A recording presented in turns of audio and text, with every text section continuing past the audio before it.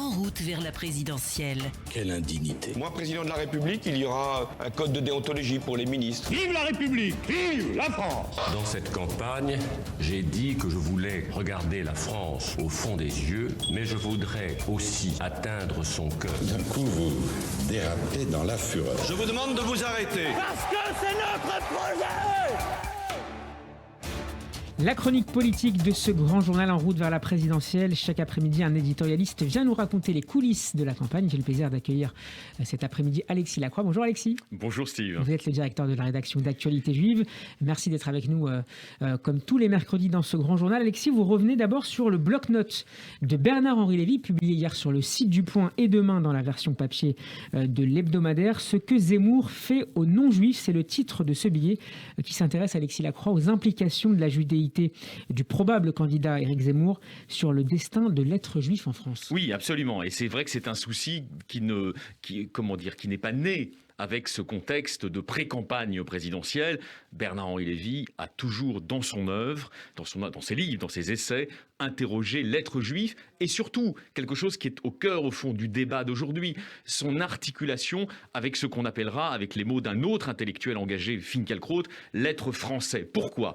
Car il y a, dans la tradition républicaine, au fond, il y a eu une rencontre au sommet entre les valeurs du judaïsme et les valeurs de la République. Notamment, on n'y revient pas parce que dans le cadre de cette chronique, on n'a pas assez de temps, mais au cours de la Troisième République, vous vous souvenez, tous ces grands juifs d'État, les James Darmstädter, les Isaïe Levaillant, tous ces gens qui se sont engagés comme un seul homme, si j'ose dire, derrière le capitaine Dreyfus, ils le faisaient à la fois comme... Et dont Pierre Birnbaum a écrit l'histoire.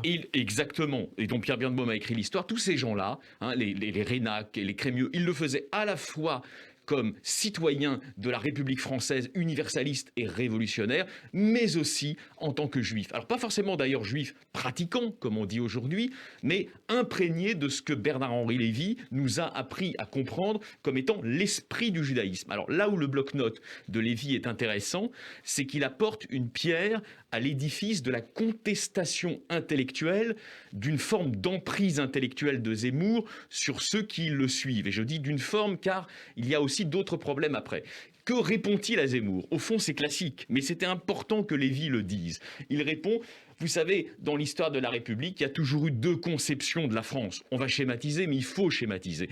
Il y a la conception des Dreyfusards, c'est-à-dire une France ouverte vers autrui, une France qui pense, comme l'a pensé Léon Brunswick, qui était également un Dreyfusard, que la France n'est jamais aussi grande que lorsqu'elle l'est pour tous les hommes, et lorsqu'elle est, c'était sa conception en état de dialogue avec autrui, avec l'altérité culturelle, avec le vaste monde. Ça, c'est la France de BHL. Et puis, vous avez, depuis le début, le nationalisme intégral. Dans ses différentes versions, il n'a pas toujours été strictement antisémite, mais il pense que la vocation de la France, ça n'est pas de défendre des principes, ça n'est pas de s'occuper des Africains au Sahel, ça n'est pas de relever l'État malien. Anti-universaliste, donc. Ça n'est pas de s'occuper du sort des Afghans aujourd'hui sous le joug des talibans, c'est d'abord de persévérer dans son être, le cogito de la nation. Et donc, là où Lévy, à mon avis, vise juste, c'est qu'il montre, sans emphase de haine, car Éric Zemmour n'est pas haïssable, mais il montre que Zemmour est l'émanation de cette conception-là de la France, la conception nationaliste, et on va dire rétractée sur la persévérance dans son être, qui est totalement contraire à l'esprit du judaïsme, totalement contraire. Et donc, en ce sens, évidemment, c'est un bloc-notes important. Il n'y a pas de haine, il y a juste une argumentation de la part de Lévy, et on peut espérer, on peut penser que cela va faire réfléchir un certain nombre de personnes en France, et notamment parmi les auditrices et les auditeurs de Radio Philistine. C'est-à-dire sur le site du Point et demain, donc en kiosque. On enchaîne, Alexis Lacroix, avec la situation des communistes à 6 mois maintenant du premier tour de la présidentielle. Est-ce qu'il y a encore, Alexis, un espace politique pour le PC qui sera représenté à cette élection par son secrétaire national, Fabrice Roussel. Alors, la marque de fabrique de cette chronique avec vous, Steve, que ce soit Laetitia Krupa, David Revaud-Dallon, Michael Darmon, c'est qu'on vous parle vrai. Donc, je ne vais pas vous mentir, je vais vous dire la vérité. Ils ne sont pas favoris. Voilà. Pour le moins. Les estimations d'opinion, ce qu'on appelle les sondages, autrement dit, créditent le Parti communiste d'un score, pour l'instant, au premier tour de la future élection présidentielle, tout à fait modeste, aux environs de 2%. Bon, en fonction des études, parfois ça monte un peu plus, parfois c'est 1,5%, mais enfin, c'est pas beaucoup. Néanmoins, il y a la tentative, on va dire, stratégique et métapolitique, pour employer des grands mots, Antonio Gramsci, qui était un grand marxiste italien, en est d'ailleurs le fondateur de ce mot de métapolitique, de retrouver un espace. Quel espace ? Pas l'espace du Parti communiste, on va dire sociétaliste, multiculturaliste, pro-islamiste même dans certaines banlieues, qui s'était développé depuis les années 90 après la chute du mur de Berlin. Plutôt l'espace d'une social-démocratie radicale et ultra-républicaine. Et ça commence, et c'est intéressant, il était au micro de notre ami et confrère Frédéric Aziza, donc dimanche dernier. Lors du forum. Ça commence pour le secrétaire national du Parti communiste, Fabien Roussel, par une proposition. Alors, on dit c'est une proposition anti-Zemmour. Oui et non. Alors, on va la rappeler peut-être à nos auditeurs. Il propose de rendre inéligibles les personnes condamnées pour racisme ou incitation à la haine. Voilà. Alors, c'est dans un contexte, bien sûr, où il y a une forme, si vous voulez, de tolérance, d'accoutumance grandissante à une certaine violence dans l'espace public, et notamment une violence raciste, à peine dissimulée, faut pas se leurrer, dans beaucoup de médias, carte blanche pour les racistes. Bon, on y reviendra. Et donc, Roussel est assez conséquent avec lui-même. Il pense, et à juste titre, qu'un certain nombre d'extrêmes droites visent depuis toujours, de manière structurelle, c'est vraiment, j'allais dire, c'est un marqueur. On entend la petite musique idéologique, on l'entend tout de suite.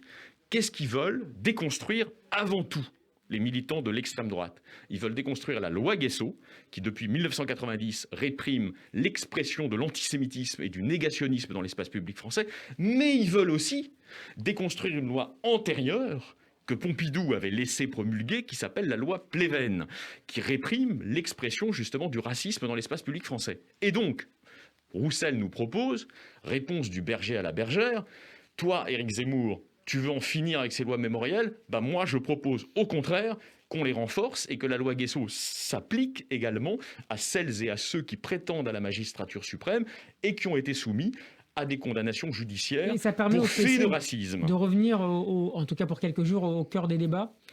Alors, je ne crois pas, pour le suivre un peu, que Fabien Roussel soit comme un certain nombre d'hommes politiques dont on parle à votre micro, et c'est passionnant, qu'il soit simplement opportuniste, un politicien de l'opportunisme et du positionnement tactique. Je crois qu'il y a une stratégie derrière. La stratégie, c'est de reconquérir un espace laissé vacant de manière absolument folle par l'ensemble des autres candidats de la gauche, on va dire du progressisme, qui est l'espace de la gauche républicaine historique. Et le PCF, qui est moins communiste qu'avant, se dit mais pourquoi on ne préempte pas cet espace ? Et évidemment, la manière la plus intelligente de le préempter, c'est de reconstruire symboliquement un arc de sensibilité antiraciste et républicaine pour dénoncer ceux qui veulent aujourd'hui détruire la loi Guesso, qui, par parenthèse, protège considérablement les juifs contre les agressions antisémites, je veux dire au plan de l'idéologie, de l'opinion, du délit d'opinion, comme on disait jadis, dans l'espace public français. Merci beaucoup Alexis Lacroix. Je rappelle que vous êtes le directeur de la rédaction d'Actualité Juive. On peut réécouter votre intervention en podcast, notamment sur radioj.fr et sur YouTube. Nous serons demain avec Mickaël Darmon. Bon après-midi Alexis. L'excellent Mickaël Darmon. À demain. À demain. Radio J, en route vers la présidentielle. Radio J. On va marquer